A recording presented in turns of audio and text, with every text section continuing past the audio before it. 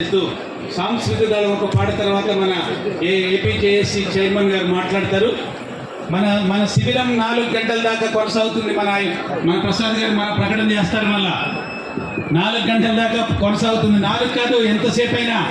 ఎంతమంది ఉండేవాళ్ళు? ఎంతమంది? మధ్యాహ్నం భోజనానికి కూడా వెళ్ళకుండా ఉండేవాళ్ళు ఎంతమంది?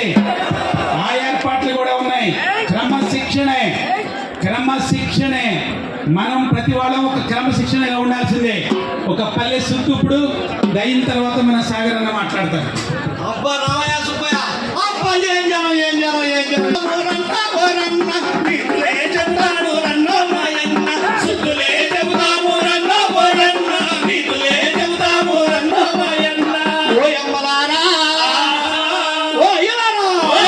సెలవులు గోత్రాలు స్టాండర్డ్ జీవోల కెరుక, జీవోల గోత్రాలు తీసుకొచ్చిన ప్రభుత్వాల కెరుక, వాటిని తొగలాటొక్కిన చిత్రాలు. పండుగ వచ్చినప్పుడల్లా సెలవులు మాత్రమే అడిగామని చెప్పుకొని డిఏలు పిఆర్సీలు వదిలేసి అధికార పార్టీ ఎమ్మెల్సీల కెరుక.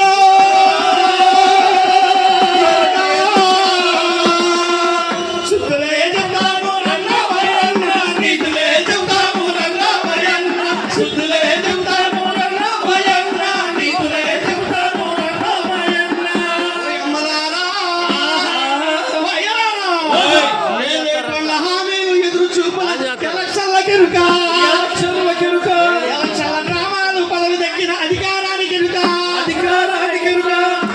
పదవి దక్కిన తర్వాత చేసే ఐషాను అడిగడి గెలిసిపోయే అడి ఆశలకు